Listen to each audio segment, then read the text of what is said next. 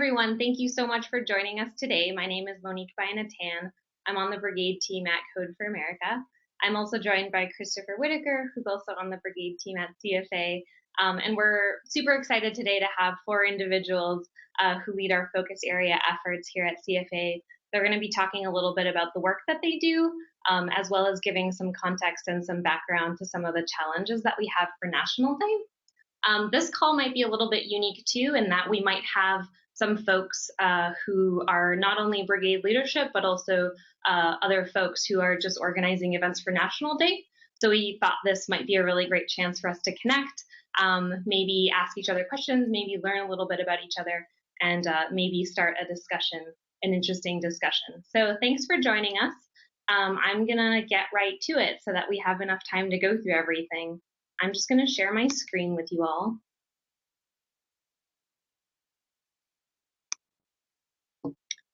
All right, can you see my screen?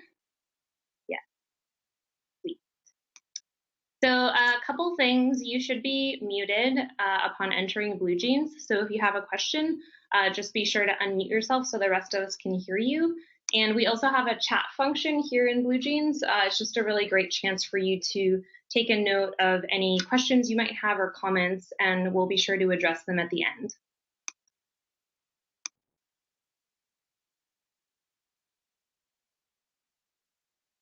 Cool. So yeah, we're going to get started.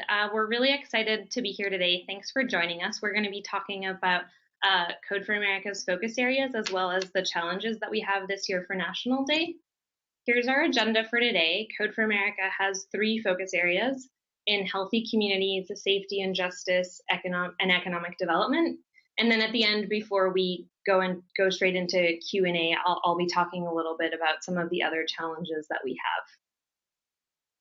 So with that, I'm going to hand it over to Esty, who leads our Healthy Communities focus area here at CFA. Great. Hello, everybody. Good evening. I guess we're probably the earliest in the evening here, so maybe good night to some of you who are far across the country. Thanks for joining us. I'm going to go through a little bit of what our Healthy Communities focus area looks like today, the work that's happening, why I'm really, really excited about the challenges that we've put forth related to National Day, and then I'm going to make myself available for any kinds of questions or clarifications that I can provide to maybe inspire you to take on one of those challenges as you engage in your own work. So this is the Code for America Healthy Communities team, and what that just means is that these are the people who are on staff who do this work day in and day out. Lots and lots of other people contribute in volunteer capacity and other capacities. But this is our core team, and what you'll notice is 3 of the people on that team work exclusively on our Get CalFresh work, which is what I'm going to talk about in a little bit. We also have 2 fellowships taking place this year, and these are our fellows, and they're working in 2 locations across the U.S., and really, really excited to have the 6 of them augmenting our team this year. You can go on. So I wanted to do like a quick little quiz and get you thinking a little bit about why healthy communities, who are the stewards of healthy communities across our country, and what do those governments look like? So it's a non-interactive quiz because you can't respond, but if you think about the role of healthy communities and a local health or human service agency, maybe in your own city or your own county, you might wonder, what are the things that they do? And so here's a whole host of things that might be done by a local health and human service agency, but one of these things is actually not done by those.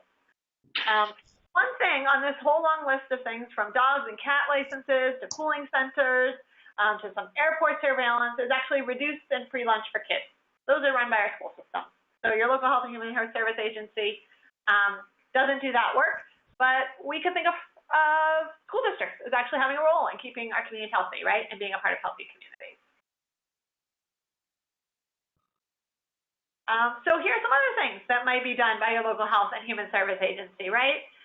Things like certifying foster parents to make sure they provide a safe home, or maybe providing services so older adults can stay in their home. Or maybe it seems strange, but working on reducing the death and injury from walking in urban environments. And And so the thing on here that isn't done by your Health and Human Service Agency, but definitely contributes to a healthy community, is enforcing child support payments. That's a child support services agency. And so we might think of those agencies as a part of helping us keep healthy communities too, even though they're not a part of the core agency.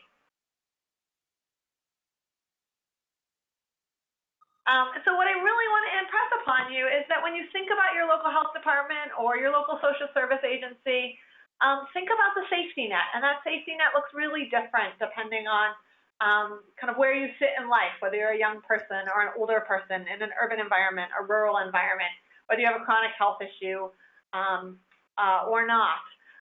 But if you can think about that broad population, all the kind of services that somebody might need are really those services that are provided by a local health department or social service agency. And hopefully what the prior slides impressed upon you is that that's a real diversity of services. So if you're wondering who in local government does something, it might be one of these two agencies, and it's probably a pretty good place to start.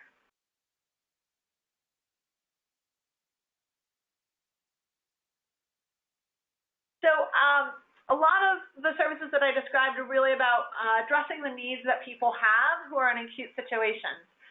But there's also a lot of work that really goes into helping keep people healthy in the first place. A lot of local leaders are focused increasingly on prevention. And so a lot of the work that we do here at Code for America is thinking about those basic needs and how we meet them so that we really keep people healthy and keep them from needing more intensive services in the long run.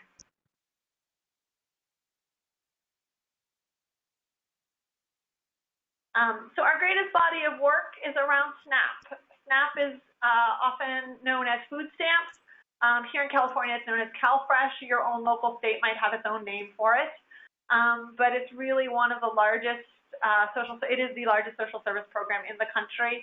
And if you think about it, every single month, there's about 1 million people who are trying to get onto that program or enrolled in that program.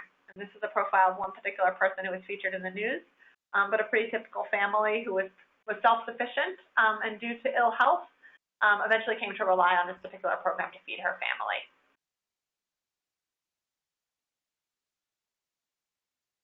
And so when that person goes to apply online for that program, in California, this is what they encounter. It's not a particularly pleasant experience. Those of you who are on the phone who are designers or user experience research can understand this probably isn't the most user-centered way to help somebody who's in need get on a program that they desperately need. It takes the average person 45 minutes to complete this application. I did it myself. It took me 42 minutes. So I was really proud to shave off 3 minutes there. Some people spend hours on the site trying to get through these questions. And so here's what we've done at Code for America. We've actually created the first and only smartphone application for SNAP in the entire country. And, you know, it's really a mobile-first approach. So that's a little bit about the core work that's happening out of our staff work, and I wanted to just briefly feature the work that's happening by our fellows, because as we know here at Code for America, the work often started by our fellows we take in-house eventually and becomes our own work, or becomes broader work of the organization. So in Kansas City, the charge that they have is to make sure that all children get the immunizations they need on time.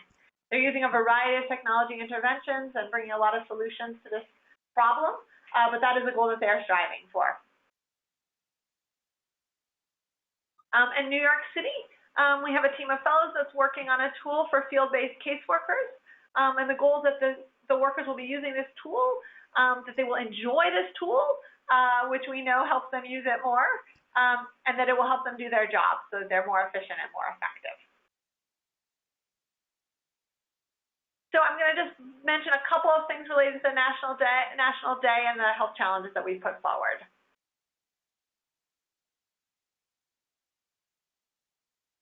So we're hoping you will use one of these tools as you approach the health focus area, just like as you approach the other focus areas as well. But really, really excited to have your talents coming to bear on a healthy communities area. And so the two areas that we've identified we'd really love to have a national perspective on is the process of applying for SNAP. We know this really, really well for California. We've spent a lot of time doing the user research here, and we now have people who use our technology, and so we get their feedback on a very regular basis. They're not shy about telling us what works and what doesn't work. But we don't have a really great understanding of what this looks like nationally. And so I would be thrilled if you used one of the different techniques we identified in the earlier slide to help us understand what this looks like in the place that you call home. And the second area is that here in California and much of the country, the affordable housing landscape is really, really fragmented. People who need affordable housing might have to get onto many different wait lists. They have to learn an intricate web of different programs and eligibility and so forth. And so this is a second area that we would like to stand up more work in. And I would be thrilled if anybody wanted to use National Day as an opportunity to gather some information that could help us understand where we might develop some interventions and some solutions in this particular area. Great, and so with that, I'm gonna put forward my email address. I think hopefully many of you are on Slack, you know how to reach me. I love nothing more than to hear your ideas. I welcome your questions, and I'm happy to take them at whatever point in this webinar is gonna be most appropriate. I'll leave it to Monique to facilitate that. Woohoo! Yeah, thank you so much, Esty. Next up, we're gonna dive into some safety and justice work at CFA. Hi, I'm Tiffany Andrews. I am on staff at Code for America as a product manager with the safety and justice. Next slide.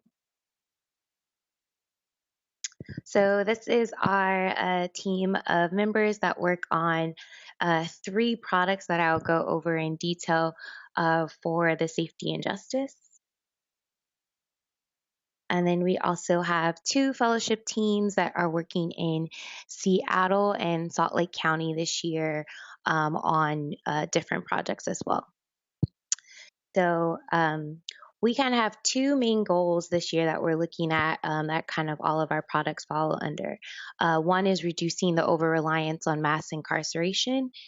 And the second one is enhancing practices of community-based policing. So the 3 projects that our staff is working on, the first one is Comport, which stemmed out of the Indianapolis Fellowship Project last year. It is a data extraction and visualization tool that pulls police interaction data, so use of force, complaints, officer-involved shootings, and we're actually going to be adding this year as a part of the pilot stop data as well as assaults on officers. So it's a way to allow the police to actually have more of an engaging conversation with the community in terms of what the issues are, so that together they can kind of come up with different solutions. So we're really excited to kind of be moving that into 4 other agencies this year. Our other program is Clean Slate, or what we're calling Clear My Record. We're looking at a way to decrease the time that it takes for someone to apply and receive clean slate services in the state of California. So we're concentrating on installing our web intake tool in 3 Bay Area counties. We already launched just 3 weeks ago here in San Francisco with the Public Defender's Office, and we already have received about 65 applicants that have actually utilized the web intakes tool within that. Also a shout out to some of the brigade members in San Francisco for also partnering and helping us with kind of the PDF filler component of that. So we couldn't have got to this point without your work. Our third staff project is Gel Dashboard. So it literally is just a dashboard that looks at jail populations. So who's currently in there, for how long, the different types of offenses. We're looking at it as a kind of tool for stakeholder management. So judges, prosecutors, and jail administrators can actually have this information in real time as they're making decisions on either having someone go into a jail facility or sending them to any type of divergent services. This actually also was another fellowship project from the Louisville fellowship team, and it has been self-redeployed in Denver, and we'll be piloting it in probably 3 to 4 other counties this year as well. So if any of you are connected with any counties in your local area and you think this would be a great opportunity, my information will be at the end. We would love to connect them with this information because we are currently accepting applicants for that.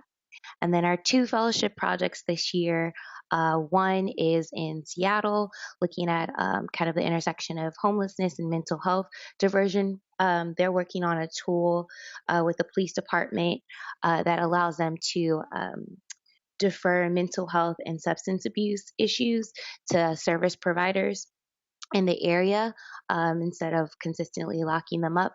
And then the second one is Salt Lake County, which is looking at how to help people successfully navigate and complete their parole terms. They built something that is called Client Com, so you'll probably be seeing some information come out from that. It is a tool that allows a case manager to communicate with their client over a multitude of different platforms. So email, text messaging, and the like.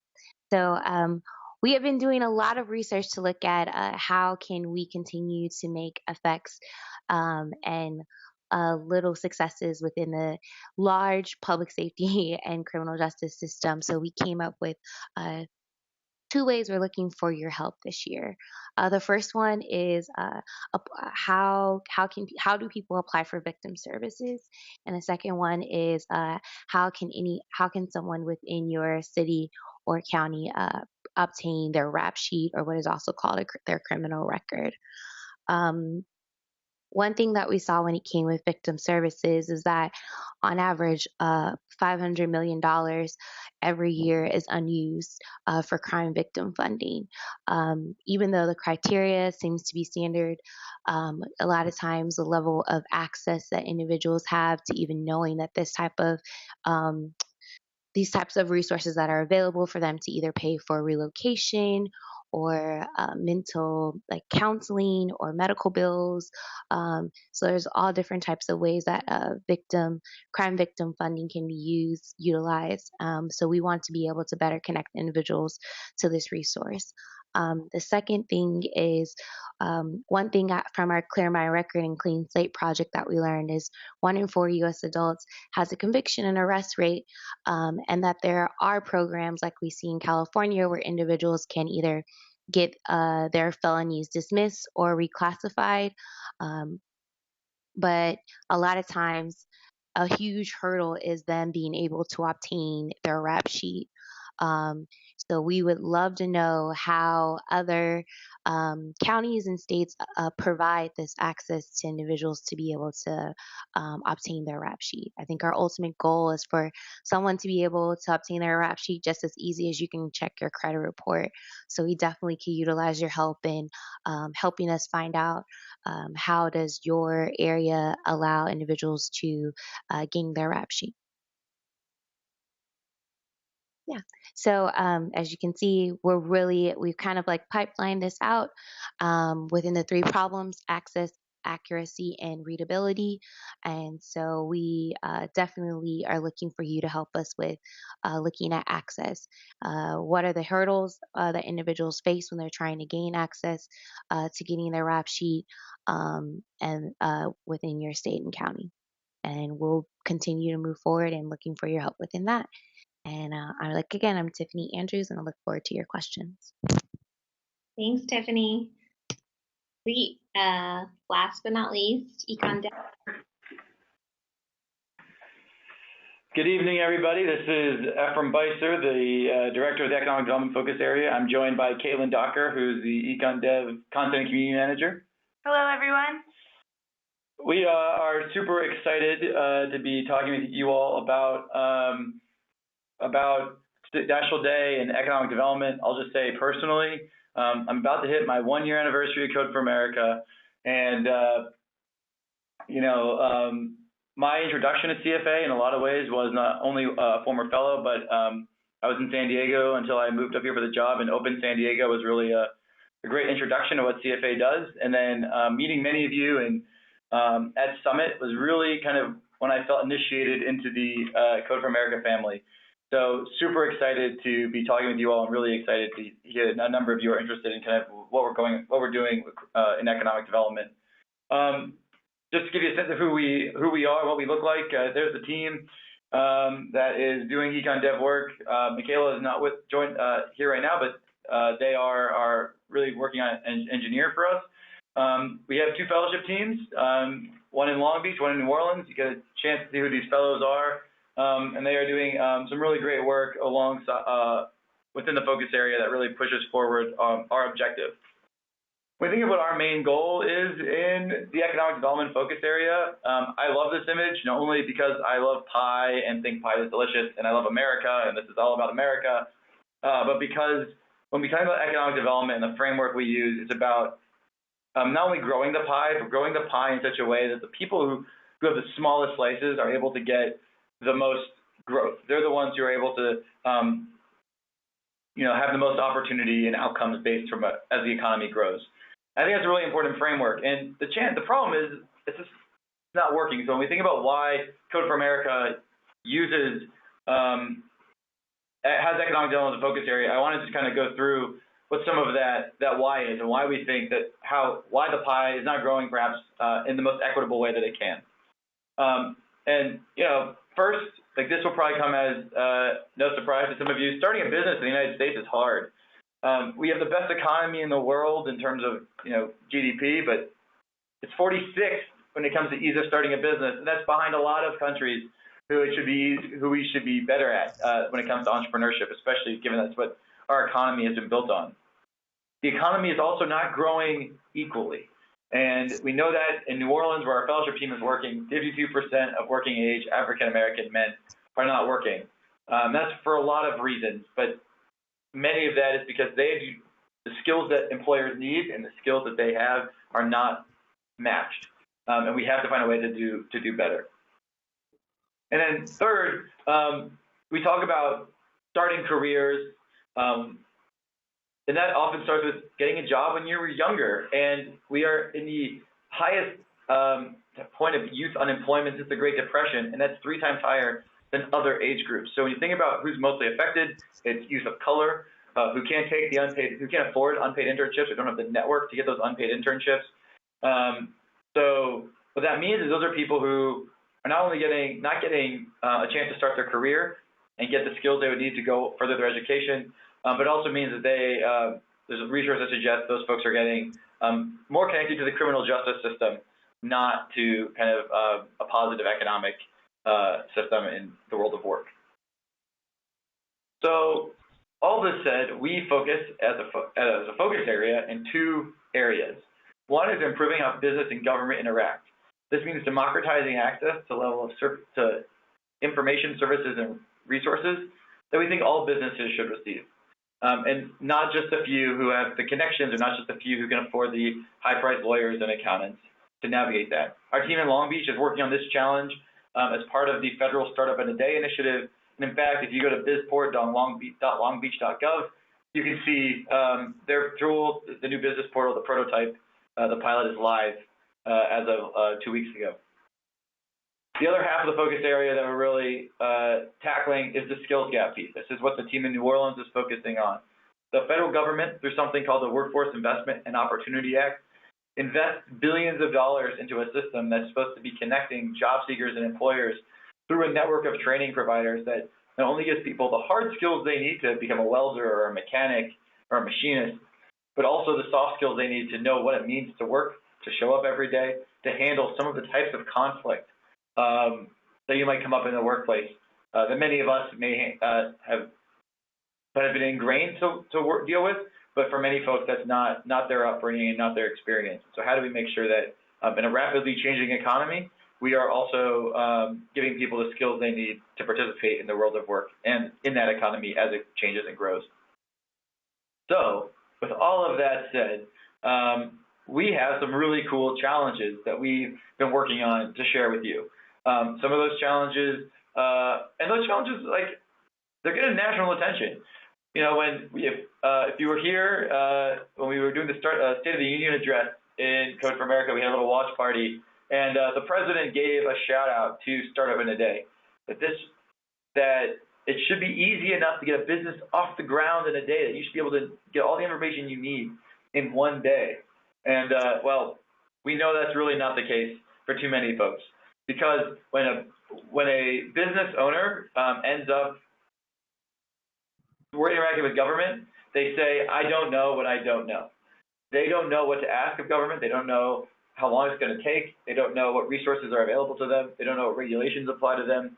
What that means is, for a lot of the entrepreneurs who are taking on risk to start a business, they may end up not being able to open their restaurant for 3 or 4 more months because of the permit process.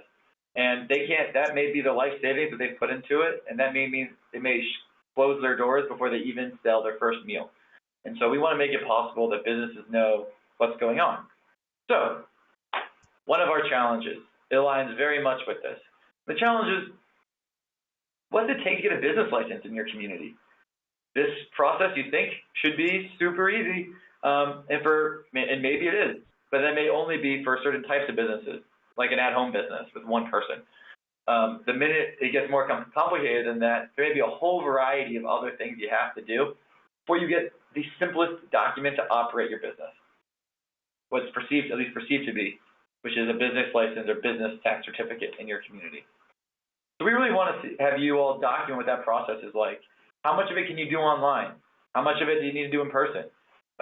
What's the journey map for one specific type of business or for multiple types of businesses? Those are questions that are out there. And when we talk to business owners and people in government, we're seeing multiple answers. And we'd love to be able to have a way to describe in your community what it actually takes to get a business off the ground. And of course, collecting all of your research will be great, because that's going to mean we're going to be able to see what's similar and different across communities across the United States. Of course, we also have, beyond the small business side, we also have some workforce development challenges that we're very, very excited about. Yeah, this is Caitlin. Hello, everyone. As Ephraim mentioned earlier, one of our core focuses in economic development is bridging the skills gap and looking at the folks who really need to grow their slice of pie in the economic development world. So in regions around the country, there are schools, colleges, training programs that provide skills training, career training, or even English as a second language courses. And currently, right now, there's no easy way to find these programs when they're taught in Spanish, particularly for those who have no English language capability. So we have partnered with the Department of Labor and are asking for your help to compile a list of these resources near you. You can create a journey map of your experience trying to access those services, or even just a list of the trainings available in Spanish. For those of you looking for a more technical challenge, we invite you to prototype a solution that allows easy access to this information through smartphones for non-English speakers to find the program. Now, the Department of Labor really is interested in looking at this database and seeing how it can be enhanced with user and employer feedback, especially about the efficacy of those trainings in particular. Something as small as just compiling these resources in a language that folks actually understand could really transform the way those populations find and have access to the skill-building programs that really increase their employability. And of course, this work does align with the White House's policy framework, Ready to Work, Job-Driven Training, and American Opportunity. There's a link on the National Day of Civic Hacking website, so if you're interested, we encourage you to find more and reach out to us. We can help connect you to the workforce system in your area. Great, and we're happy to answer any questions. Here's our contact information. We're happy to talk more about the work our fellowship teams are doing, the work that we're doing outside the focus area, as well as some of these challenges and the type of data we've been working with. I know Monique will talk about a few other challenges related to the White House and their workforce data initiative. So Monique, I guess we'll turn it back over to you. Thank you so much. This is fantastic. I know that's really hard to do, 10 minutes each, so that was awesome. We flew through it, so we'll be able to have some time at the end for Q&A. I just wanted to do a quick recap of the challenges that we have, specifically relating to the focus areas. So you'll see in red the health ones, in purple safety and justice, in green economic development. And just to sort of clarify what those activities are, there's 3: citizen onboarding, digital service census, and journey maps. I just sort of wanted to, I mean, I'm sure a lot of you have seen this already, but on the site, we have all the instructions for each one. So citizen onboarding, some of you might be familiar with it. Esty had it in her presentation, but it basically just shows a breakdown of what the experience is of going through this online service. And you'll sort of, use markers and colors to identify parts that worked really well, parts that didn't work so well, and maybe, parts that don't work well at all, which I haven't found one in red yet, but they're there. So this could be a really interesting thing for you to do. The instructions are here. You can give these to your event members if they're interested in doing this. The second one is the digital census, which some of you might be familiar with this because it's the same one that we used for the open data census a few years back. But it looks like this, and basically, so, we have the focus area buckets at the top and then the cities here. So for example, if Atlanta wanted to add information on the business license application, they would just go in here, add, no. Hold on, it broke for a second. Yikes, okay, great, awesome. So for example, business license application, someone can come in here, submit their information, and with Google, great.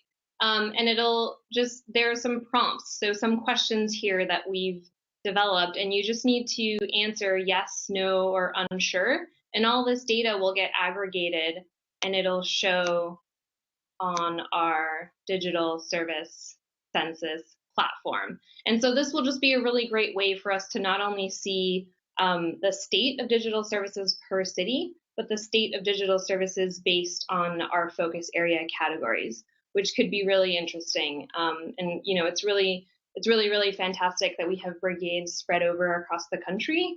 And we really want to be able to offer activities so that you can give your event attendees, but we also want it to be useful for us and useful for you.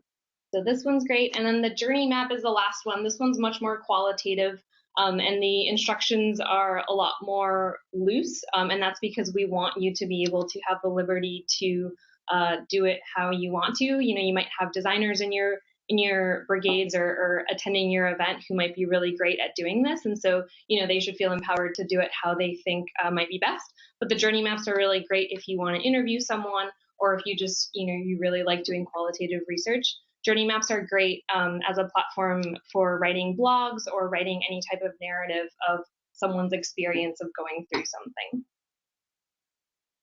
So those are the 3 activities that we have that you can specifically work on if you're interested in any of our focus areas. The other challenges that we have are here. So we have a bunch from the White House. The 2 that are going to be hosting webinars, which is great. Actually, one of them already happened maybe 2 or 3 weeks ago. We hosted a webinar with our economic development team with Ephraim and Caitlin, and Drew from the White House was on, and she sort of gave context to the Promise Zones project. So you can check that recording out if you missed it. But essentially, it's an initiative that was part of the 2013 State of the Union address. And the purpose of it is to expand access to opportunities in impoverished communities. And they're really wanting to use data to visualize the story of the Promise Zones. Drew has also mentioned that if you're working in a city that hasn't been designated as a Promise Zone area, that's completely okay. You can reach out to us and we can put you in touch with her, and she can sort of figure something out so that you can participate in this if you have members who are interested in doing this. The Opportunity Project, we're still waiting on some language, but we'll definitely make sure to add that to the site this week, so you can check that out. And the last one is the Data at Work. We're going to be hosting a webinar next Wednesday with a bunch of different folks from the White House. It should be really interesting. They're going to be presenting some research and some context as to why this challenge is important, and why they want people to work on it. But the premise of it is it's a partnership between the White House and the University of Chicago to make jobs, skills, training, and wages data available to companies, states, and nonprofits. And they're encouraging volunteers to use their API to build prototypes that can aid in workforce training and development. So they're going to be on that webinar. It'll be a great chance for you to ask them specific questions. And feel free to invite members of your brigade or attendees to your event who have told you that they're interested in working on that. It'd be great if they were on as well, because I'm sure they would have really specific questions relating to that. Caitlin and Ephraim talked about the Ready to Work in Espanol challenge from the U.S. Department of Labor. And then the last two are from NASA and IDEO. The one from NASA is specifically on foreign assistance. So the government has created a website to increase transparency and accountability that visualizes how foreign assistant investment is done. So it'll show the 1% of your tax dollars and how it's spent outside of the country. And same thing with that. They're just looking for folks to sort of explore their API and to work with that. And the last one is from IDEO. It was developed in partnership with USAID and OpenIDEO. OpenIDEO is similar to our Brigade network in that it's their volunteer network of people who host events, specifically on design thinking workshops. And they're looking to either prototype solutions or to collect research on different methods to combat Zika and future global epidemics. So the interesting thing about this one is that if you have a group that's interested in working on this, they can actually provide some assistance, some event support if you have a group that actually wants to work on this. So feel free to reach out to us so we can put you in touch with the folks at IDEO and you can sort of get more information on that. So I think that's it. That's all that we have for now. I just wanted to reiterate that these challenges are here for you to use if you want to. You don't need to, it's just a menu of activities that you can choose from in case you have members at your event who don't know what to work on and just need ideas on different things to work on, so you can present these to them. But by all means, we know that you all have local issues that you're interested in working on, and you should definitely work on those as well. I know a lot of you have been working really hard to develop your own local challenges, and that's great. So St. Louis is just mentioning, we don't know how many attendees you'll have, but you have more data than challenges. Should you be worried? Hey, I tried to type my question, but okay. So we don't know how many people are planning to attend our our National Day of Civic Hacking event. We have a couple of data sponsors. We just have more data than actual challenges. Should we be worried? Or isn't that what the National Day is more for? I could take that. I don't think you should be worried. I know that not every National Day event is going to focus on any one thing. Sorry, having a bad internet day. Oh, no worries. I don't think you should be totally worried. National Day and really kind of all the events that brigades do are learning events, and so as long as y'all get people together and learn things, I think I still count it as a successful event. Okay. Yeah, and I think I mentioned last meeting or webinar you guys had that I'm going to do some training myself, like I'm going to hold a session on Ansible or other things, depending on what people are interested in. Totally, yeah. And we talked about this last time, but just just really going with the flow of what the temperature of the room is and getting a sense of what people want to do that day is great. I think it's great that you have a lot of options in your back pocket so that you're prepared for any situation. But yeah, like you mentioned last time, I think it's great that your group focuses a lot on education. And if that's what they want to focus on and they want to learn from each other, then that's totally okay. Okay. Yeah, sorry. Oh, wow. The chat was eating my messages earlier, and I see that they all got there. And okay. Okay. I hope we answered your question. Yes, you did. Cool. Thank you. Everyone's contact information is in the slide deck. And of course, you can always reach out to Christopher and I, and we'll be happy to put you in touch with whoever you might want to get in touch with regarding the challenges or regarding any of our focus area work. We wanted to thank you again for joining us today. We know that the time difference isn't convenient for a lot of folks. So thanks a lot for being here. This is also